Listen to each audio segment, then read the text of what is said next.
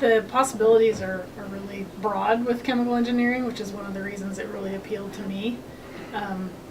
Across a lot of different industries, there's a lot of flexibility with career paths. So with a chemical engineering degree, you can go anywhere from petroleum engineer to pharmaceuticals to like something I do, the consumer products industry. So working for companies like Frito-Lay or developing new diapers or anything you have around your house. Many chemical engineers go into many different industries. For example, I work in consumer product goods or product development. There's a lot of people that do R&D or non-R&D roles for oil companies, chemical companies, and pharmaceuticals as well. So it's a general broad degree. We also call it process engineering. Just because it's called chemical engineering doesn't mean you work with chemicals. I think any engineering role, you really have to have kind of a technical curiosity.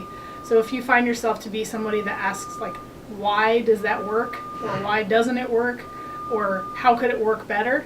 I think that's kind of a quality that you should always have, just kind of in engineering in general. I did get hired in 2001, so I think the skills required at that time were, and why they kind of sought out engineering and chemical engineering degrees is one, problem solving skills. Yeah. So it's a major that does require quite a lot of abilities in math and science and just kind of working through how to get things done. Yeah. With the knowledge that you have. There's not always a clear answer to anything in life, and I think they just look for people that have gone through that process. And since I graduated in 2003, I think it's just continued to get broader. So for example, a lot of chemical engineering departments now have biomedical engineering as kind of, it kind of just grew out of chemi, and now it's almost its own thing. So I think going forward into the future, we'll see more examples of that, to where how can the principles, that chemical engineering relies upon, like chemistry, biology, continue to be applied in other ways that we haven't even envisioned yet. So I think that's just one example of how the field is going to continue to move forward, and people will invent new ways to apply it, and then those can almost be new disciplines within engineering.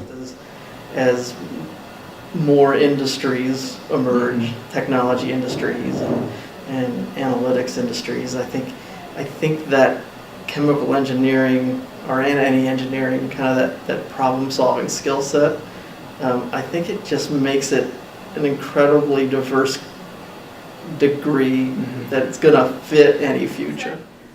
So it's really everything we touch, our food, our products that we make here, snacks. Chemical engineers design the processes to make those snacks with the highest quality and the most efficiency possible. You think about any pharmaceutical you take, so any kind of pill or vitamin, there are chemical engineers that are designing the processes to make sure that those things are as safe as possible and exactly what they're intended to be.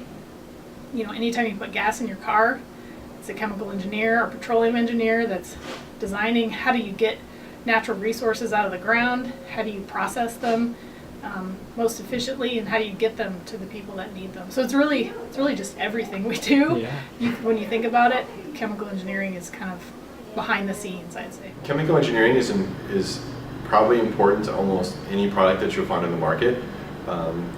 In essence, chemical engineering is process engineering, which is how do I start from one thing and go through a transformation process or in a factory or in a plant or even in your house and contributing to something as a finished product. So for example, on Doritos, that's starting with real corn kernels, real corn cobs that we harvest from the fields, and converting that through a series of processes to get to a finished product in tortilla chips. With pharmaceuticals, that's starting with the core ingredients that go into the drugs that they're manufacturing and ending up in a pill format or a liquid format. So chemical engineers are needed to touch every one of those processes. We're experts in how do I go from one step to the next, to the next, to the next, and making sure we're making the right calculations and conserving mass, conserving energy, and getting the right desirable functional output of each one of those.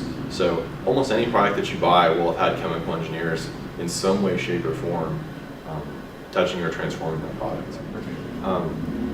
At Frito-Lay, a chemist might focus more on the components or the compounds that are in our products. For example, they might look at acidic oil type and look at the types of lipids that make up that oil component. So, looking at the double bond structure, are they saturated, monosaturated, doing that kind of analysis and understanding how that there may be an impact on our shelf life or the product quality. With that, they may be looking at the components we use to make our packaging and what kind of a barrier those form. Are those compostable? Are they biodegradable? Things like that. They're looking at the individual flavor components down to that kind of more microscopic level, and determine those functional pieces of the product. And that applies to all of our products, not just one particular platform or product. Chemical engineers are more looking at the larger scale, whereas now I'm talking about a process or a unit operation where it's how do I optimize this fryer? How do I optimize this oven or this process of taking our raw materials and moving them to a different part of our process. So I'd say chemical engineers are more on the larger scale, and chemists are more looking at different pieces or the smaller components within a product. I'm sure that's not always the case for everywhere across the chemical engineering industry. I'm sure that chemical engineers and chemists are working together on these things, but typically when I think more chemists, I'm looking more at the microscopic level. How do we diagnose things? How do we look at changes at the more microscopic level? If you said at least 15 years ago, if you ask what does a chemical engineer do, they probably refine oil. Mm-hmm. They design distillation columns and make plastic. So I think just knowing the breadth of where chemical engineers end up after their degree is probably the biggest misconception. My favorite part of my job now is getting to design delicious snack products that people love. I mean, that's one of the choices I made in college, and considering all the different industries I could apply my degree was, which one did I want to go into? And making stuff at work that you can then tell your friends and family about, and they can go to the grocery store and pick it up themselves and buy it. It's so much fun.